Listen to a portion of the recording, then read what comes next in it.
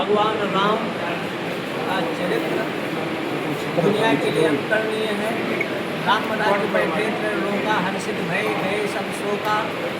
राम का आदर्श अनेक पतिव्रता नारियाँ थी, लेकिन विश्व में राम ही एक ऐसे थे जो एक पत्नी व्रत का निर्वाह किया। जब सिंहासन पर बैठे तो उन्होंने कहा अपनी प्रजा, जनता, सचिव, मंत्रियों से कि जो अनीत कछु भाखो, अगर मैं कोई गलत करता हूँ तो एक अंतिम व्यक्ति को है कि वो हमको रोक सकता है, टोक सकता है, कह सकता है। राम ही विश्व के लिए अनुकरणीय है। जो HIV है, अनेक तरह की व्याधि है, हार्ट है, BP है, शुगर है।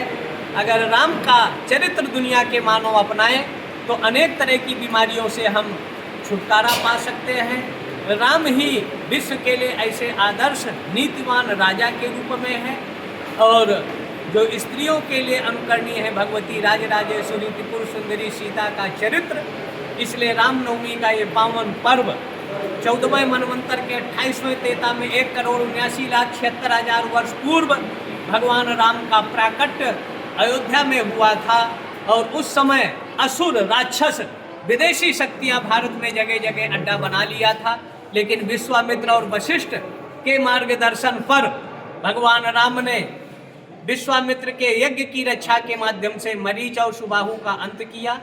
धनुष यज्ञ के माध्यम से जगत जननी पराम्बा सीता का पाणिग्रहण किया और वनवास के माध्यम से खरदूषण जैसे विश्व में अशांति का पर्याय रावण जैसे महाशक्ति का विनाश कर राम का आधार था राम राज्य की स्थापना, लेकिन उनकी संपत्ति और धन को कब्जा न करना।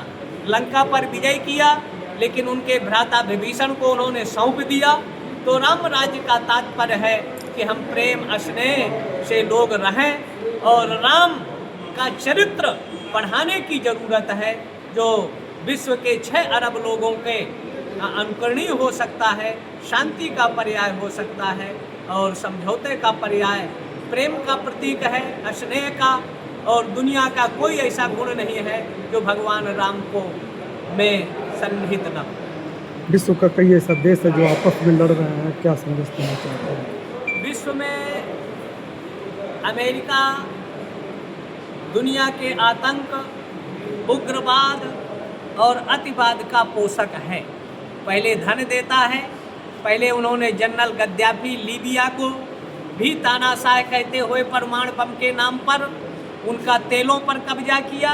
और इस समय ईरान में भी एक तरह से युद्ध झोंक कर अशांति का वातावरण पे धर्म मंच, ज्ञान मंच और रामनवमी के पावन अवसर पर विश्व के नाटो के देश अमेरिका या इजराइल या रूस या चाइना, इंग्लैंड, विकसित देश जो हैं, सब लोग आपस में बैठकर युद्ध समाप्त करें, ये दुनिया में शांति हो, सद्भाव हो, एकता रहे।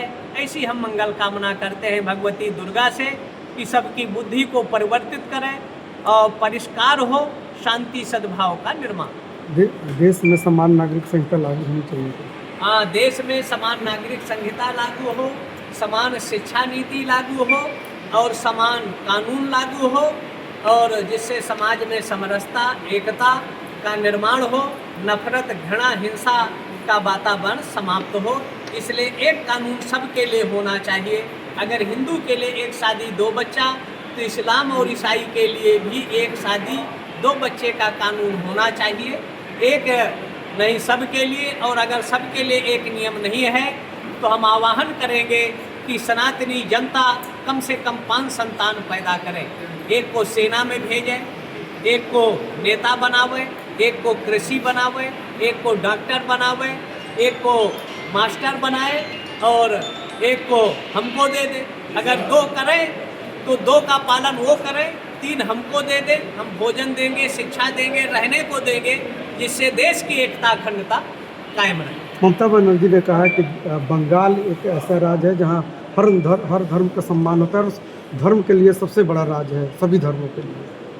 अगर बंगाल में हम गए 2023 में, और एक जगह है तारकेश्वर, हुगली जिला में, जलूस के लिए हमको रोक दिया गया। आयोजकों को कहा कि जलूस नहीं निकलेगा।